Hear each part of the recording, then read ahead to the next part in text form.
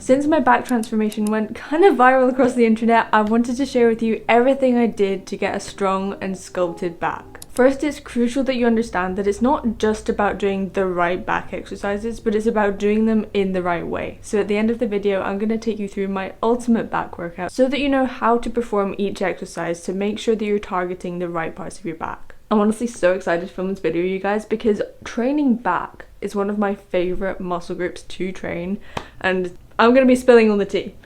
Just saying. Building your back is literally the cheat code to achieving the illusion of a smaller waist, especially when you pair it with the glute training techniques that we already covered at the start of this muscle growth series. So if you're not subscribed, subscribe and go watch the rest of the series, because we're going through all of the different muscle groups and exactly how to train them to get the most growth. But the benefits of training your back go way beyond the aesthetics. Building a strong back improves your posture, it helps reduce your risk of injury in other exercises, but also just in everyday life. And the strength increases that you see in your back training also translate over to other exercises as well. Your back isn't actually one muscle, it's actually made up of multiple muscles. So in order to target each area of our back and make sure that we're building it in a way that's balanced and more optimal, we need to learn which exercises are going to target different areas. But we can't understand which exercises are best for targeting different parts of our back if we don't actually know which muscles make up our back. So now it's time for a speedy bit of back anatomy. Honestly, the back is really complex, and some of the muscles are a lot deeper than other ones, so I'm only going to be covering some of the back muscles which are most relevant to our training. First, we've got the latissimus dorsi, or the lats, and these cover your mid to lower back, extending from your spine and the pelvis to your upper arm. They're used to extend, adduct, and internally rotate the shoulders, which assist in pulling movements like rowing or pulling objects downwards. Next, we have the trapezius, and it's sort of split into three sections. The upper fibers elevate and rotate the scapula, like in shrugging movements. The middle fibers retract the scapula and pull the shoulder blades together, while the lower fibers depress and rotate the scapula downwards, and this supports arm elevation. Next, we have the rhomboids, which are found between the spine and the scapula, and these are used to retract the scapula or pull it back towards the spine, assisting in posture and stabilizing the shoulder blades. The teres major is found just below the shoulder joint, and it assists in shoulder adduction, extension, and internal rotation, and works with the lats in pulling and lifting motions. The infraspinatus is part of the rotator cuff, and it externally rotates the shoulder and stabilizes the shoulder joint. The lower part of the erector spinae extends the spine, allowing for upright posture and back bending. It also helps with lateral flexion, which is side bending, and stabilizes the spine during lifting. And then we have the rear delts, which are technically part of your shoulder, but they're quite visible from your back, and they assist in shoulder extension, horizontal abduction, external rotation, as well as your posture and stability.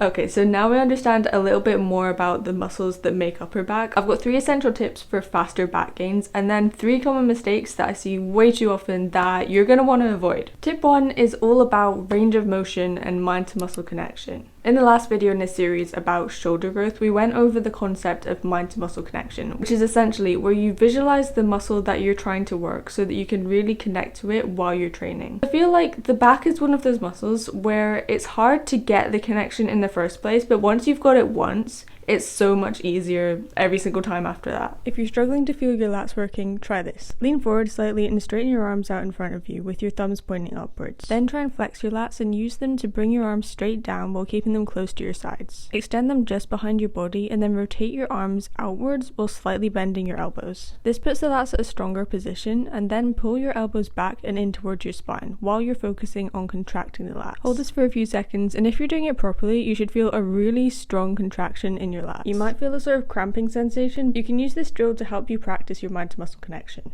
When it comes to range of motion, if you're a complete beginner, in order to not overcomplicate your training unnecessarily, I'd usually recommend just doing a full range of motion for all of your exercises. This is because it's important for motor unit recruitment, which is essentially just the process of recruiting different motor units in order to contract a certain muscle. So performing each exercise through a full range of motion is going to create an adequate stimulus for you to be able to build muscle. However, as you get more advanced, you can start including other training techniques that research has shown could lead to you getting more optimal results. There are a lot of different training techniques out there, and some are definitely more effective than others, but the one I want to focus on that's personally helped me see a lot faster back growth is working in the stretch. I started using this technique in my training when I saw this study. The research does use preacher curls rather than back work, but from what I've read along with personal experience, I think it's safe to assume that the results from that study can be translated over to different muscle groups as well. Essentially, they tested 3 different groups. The first one did preacher curls just in the bottom half of the movement, the second group did preacher curls in just the top half of the movement,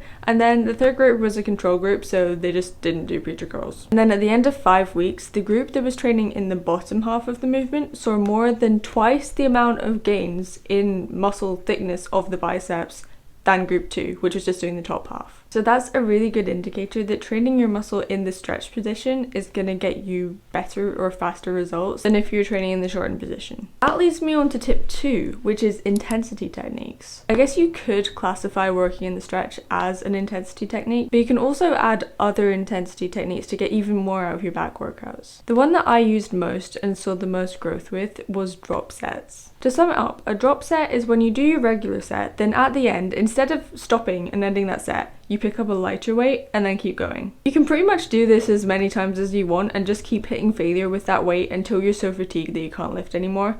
But it does end up taking quite a lot of time, so I wouldn't usually recommend that. I also wouldn't recommend doing a drop set on every single set, and I would even argue that they're not necessary for every exercise. If you're just adding them to your current routine, they will naturally make your workouts longer. So if you're short on time, then they're probably not the best thing to add in, but there's 2 ways that I like to use them in my workouts. The first one is doing a drop set on the final set of a certain exercise. So say you were doing, what am I doing? I typically include drop sets more in the isolation exercises, so it's less fatiguing and I'm able to push harder in any following exercises. So the way I'd incorporate it is, say I was doing 3 sets of single arm cable rows. I'd do my first 2 sets just normal with whatever weight I'd usually use, and then for the last set, when I got to the end of that set, I would drop to a lighter weight, probably to about half of the weight that I'd previously been using, and then I'd keep going for either the same amount of reps that I'd done for the previous weight, or I'd just train to a failure. This will really intensify your sessions, but one other thing that I found was that when you're using such a lighter weight, it really helps you get the mind to muscle connection as well. The other way that I include drop sets, which is the one that I usually do most often, is using a drop set as your finisher at the end of your workout. So how I like to do this in my back workouts is I'd get on the assisted pull-up machine, and I guess this is sort of like a reverse drop set. But with the assisted pull-up machine, when you add more weight, that is it, providing you with more resistance so the exercise is easier. So this might sound a bit intense, but it's what I did. So I started with no weight, so I just did regular pull-ups until I hit failure. When I hit failure, I added some weight, so I think it was like the second pin, so it wasn't the lightest weight, I put a bit more weight on it than that. And I went until failure again. And then I just kept moving the pin down the stack until I literally couldn't do any more. If you've not done this before, you might want to schedule a rest day for the day after, because you're definitely going to be feeling your back. I honestly feel like the assisted pull-up machine is such an underrated machine, because I think it has been a very big contributor to my back growth. If you decide to include this, you don't even have to start with no weight. You can start with the pin halfway down the stack and just decrease it from there. Because the thing about the assisted pull-up machine is that it's really good whatever fitness level you're at. Literally anyone can use that machine. But if your gym doesn't have one, you can do the same thing using resistance bands. So start with the lightest band you can manage and then increase the resistance to make that your drop set. I'll link to my favorite ones in the description, because there are certain ones, like if you get the ones that are too flimsy, then they might snap. So you need to get really thick ones, and I've got you. Tip 3 is one you should be very familiar with now if you've joined me for the rest of this series, so drop it in the comments if you get it right, but it is progressive overload. You know it.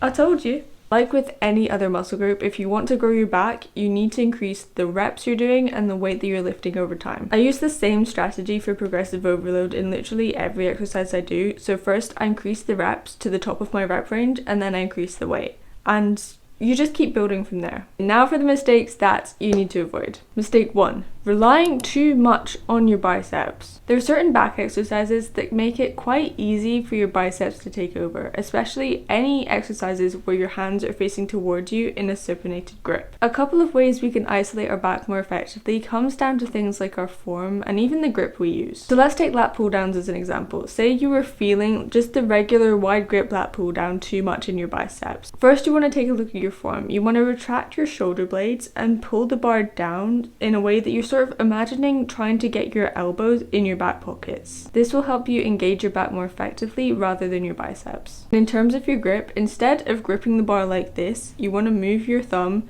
to the top so it's sort of a hook grip. But essentially, you want to think of your hands as hooks hooking over the bar rather than just grabbing the bar and pulling it towards you. That can also play a role in helping stop your biceps from taking over. Other back exercises though will naturally work your biceps to a greater extent. Things like chin-ups. You're naturally putting your body in a position where your biceps are going to be more involved. So you could argue that chin-ups are actually a back and bicep exercise. The next mistake is one that I made at the start of my fitness journey, and it actually led to me getting injured for quite a long time, but it is not training lower back. Strengthening your lower back is so important for improving your stability in other lifts, and it also massively reduces your risk of injury. The main exercise I'd recommend for directly targeting your lower back is hyperextensions. You can do these in a way to target your glutes rather than your lower back, but especially if you're just starting out in the gym, I think it's a really good idea to strengthen your lower back first because it'll go a long way in helping you with other exercises.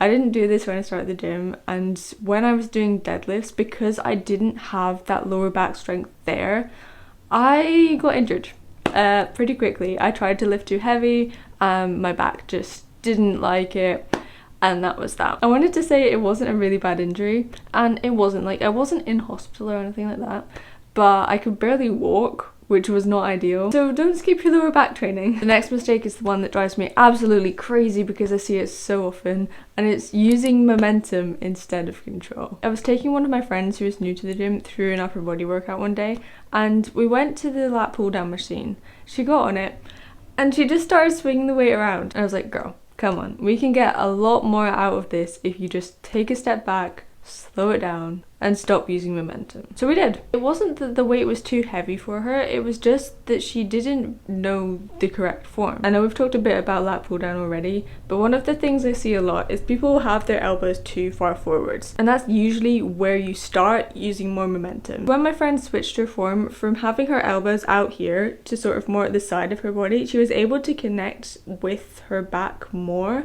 which meant that she got more out of the movement. She stopped using momentum, and I was just so proud. It was such a proud moment. It was literally a night and day difference in just a few form tweaks. So now she's reduced her risk of injury. She's going to get way more results out of that. And really the only thing it took was thinking about slowing down the movement, not just on the way down, but also on the way up, because that's where a lot of people don't do it. They go pretty slow on the way down, but then on the way back up, it's almost like the relief of having got to the bottom sort of kicks in and they just forget about tempo on the way up. But really, you could argue that going slow on the way up is more important because that is the eccentric portion of the movement. That's where your muscle is stretching, and as we know, working in the stretch is very important for muscle growth. You can apply this to pretty much any other exercise you do as well. So whenever it's the eccentric part of the movement or your muscle is lengthening and stretching, that is when you want to really focus on slowing it down. Right, so now it's time for the ultimate back workout. I feel like training back can be one of the most complex muscle groups to train, but I'm going to break down as much of the form techniques that I've been using in my training as I can when we go through this workout. When I'm structuring my back workouts, I like to include just 3 different movements. So a horizontal pull, a vertical pull, and a unilateral movement. I also sometimes include the drop set finisher like we talked about earlier. So first we're starting with our vertical pulling movement, which is lat pull down. We've talked a lot about the form on this already, but essentially the main thing you want to think about is pulling the bar to your lower chest, retract your shoulder blades, and imagine trying to get your elbows in your back pocket.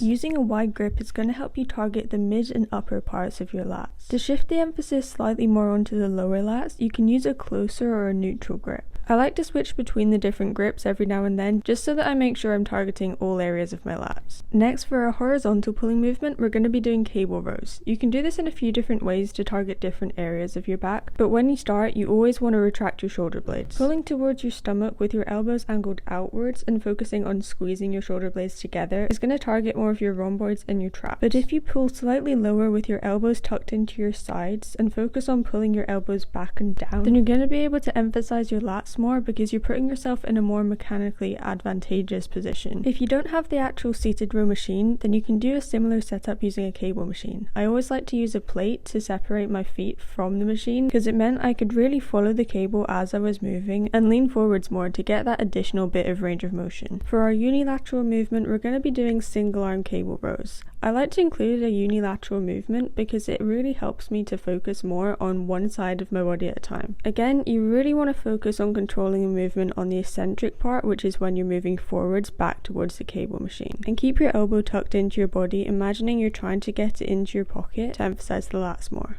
I know you already guessed it, but as our finisher, we're going to do a drop set of assisted pull-ups. You're going to start with the lowest resistance you can use with proper form, and then when you hit failure, you're going to drop the weight. And I want you to do this 3 times. If you don't have the assisted pull-up machine, you can do the same thing with bands, and just set it up by looping the band through itself and putting one knee through the loop you made. If you want more resistance but don't have a thicker resistant bands, you can actually stand with 2 feet in the band, and that's going to put it in a more stretched position, which will lead to more resistance. So I know putting all the different exercises together and making your own plan can be super complicated. So if you want to take out all of the guesswork and get a tailored fitness and nutrition plan specifically made for you so that you can get faster results on your fitness journey, then you can sign up for early access to my app, which I'll be launching in December via the link in the description. I think it will really complement this muscle growth series well because you can take everything you've been learning here and go and apply it to your workout plan to get even better results. I'm honestly so excited to see your transformation, but for now, make sure you comment your favorite back exercise and what muscle group you want to see next in the series. So I respond to all my comments and I really just love chatting to you guys, so make sure to do that, and I know you're gonna love this video next.